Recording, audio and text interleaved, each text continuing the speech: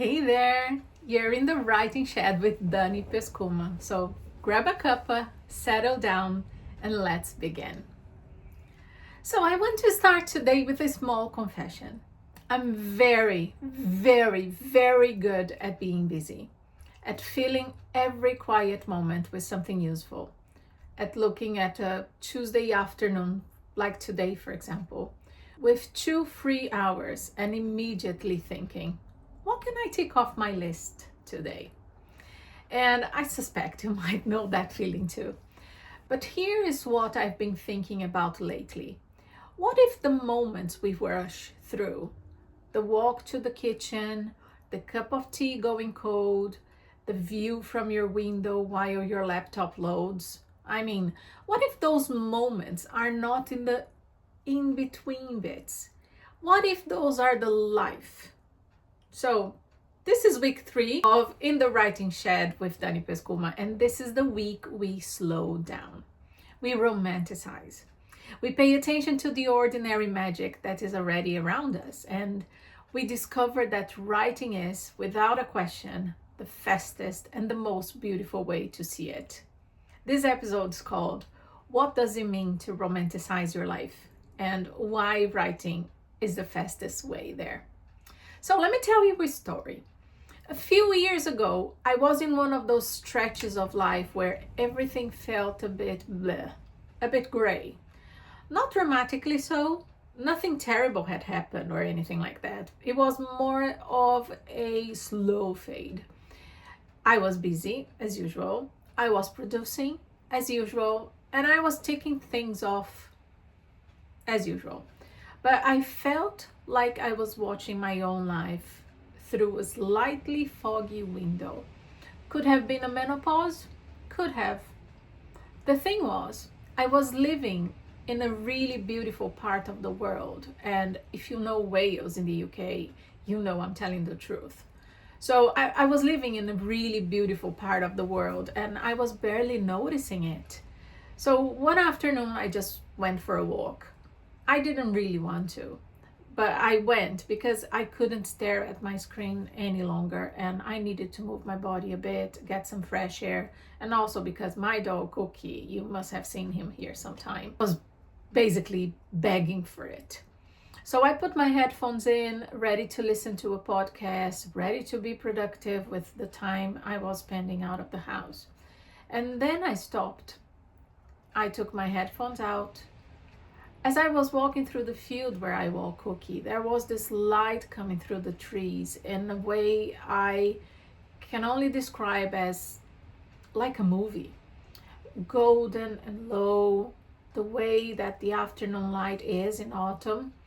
And everything, the leaves, the damp earth, the distant sound of something I couldn't quite name, suddenly felt enormously, almost painfully beautiful. And I stopped. I stood there for a long moment and I thanked God for making such a beautiful place and moment for me. And then, obviously, because I'm a writer, I took out my phone and I wrote down exactly what I saw. Not for anyone to read. I didn't want to put it in a blog post or an Instagram caption, but I just didn't want to lose it. Even though I took a photo of it, I felt the urge to write it down. So that walk, that one paragraph I wrote on my phone standing under those trees changed something. It made me remember how to look. So I want to talk about the word romanticize for a moment because I know it can feel like a soft word, like an Instagram-y word, a word for people who can afford to slow down. But that's not how I use it here. When I talk about romanticizing your life, I don't mean pretending everything is beautiful when it isn't. I don't mean aesthetics on an Instagram profile. I don't mean beautiful linen on your bed, or I don't mean slow motion coffee pouring. I mean something much older and stranger and a little bit more useful than that. What I mean is choosing to look. So the romantic poets, for example, Keats, Wordsworth, Shelley, they were living through the Industrial Revolution. So noise, speed, mechanization, the feeling that the world was being stripped of wonder. And what they did in response was to pay fierce and deliberate attention to the small things. The nightingale, the autumn leaves, the way a season could feel like a whole lifetime. They were romanticizing, not because life was easy, but because it wasn't. And I think we're living in our own version of that. Noise, speed, the constant pull of the screen. And I think that the antidote here is the same. To stop, to look, and to those who want to or like to write it down.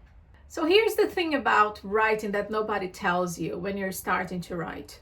You don't really have to have something important to say. You don't have to have a plot or a character or a theme.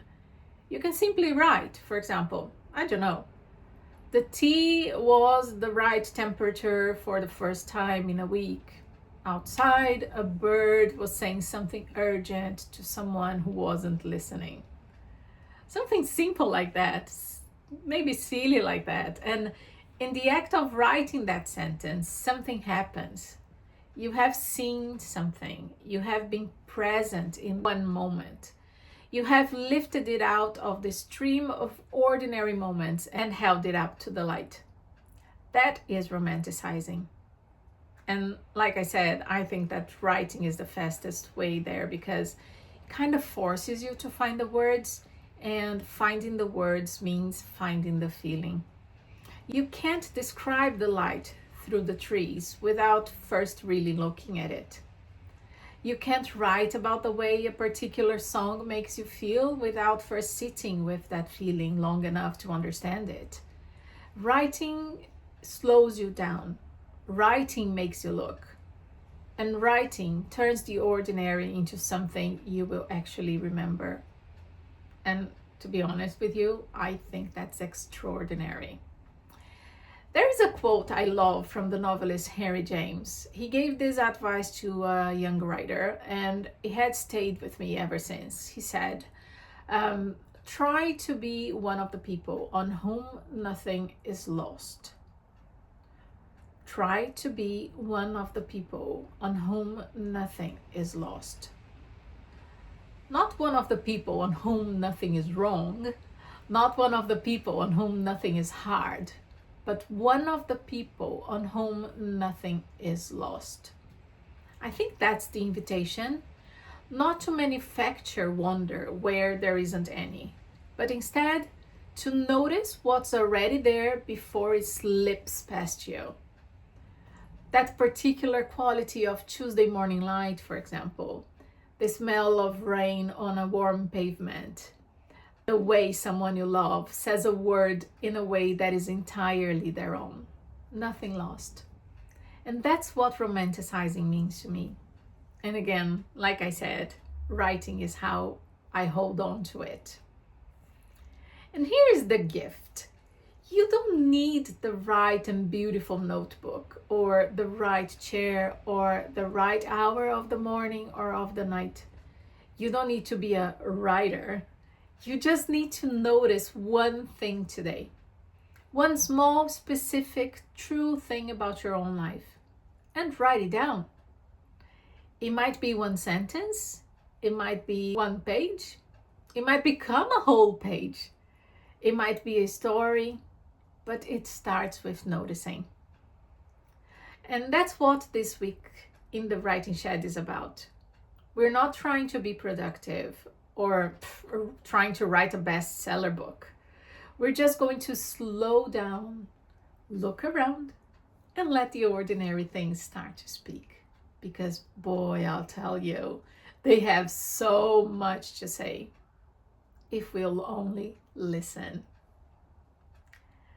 Every week I come to you from this Rio shed at the bottom of my Rio garden, where the light does extraordinary things in the afternoon and the coffee is almost always the right temperature.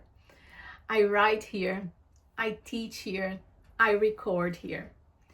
And the reason I built this space, my romanticized writing shed, literally and metaphorically, is because I needed somewhere that belonged to slowness, to creativity, to the feeling of a notebook opening and a thought finally having room to breathe. And that's what I want for you. That's what I want you to feel when you're here listening to me or watching me. And that's what I want you to create for you wherever you are. So here's your writing invitation for this week. And I mean it, right? Please, please write this down, even if it's just one sentence somewhere before Tuesday is over. But it doesn't matter, whatever day of the week you do it. So, what is the most ordinary, unremarkable thing about your day that you have never once written down? What is the most ordinary, unremarkable thing about your day that you have never once written down? Maybe it's the view from your kitchen window while you're washing the dishes.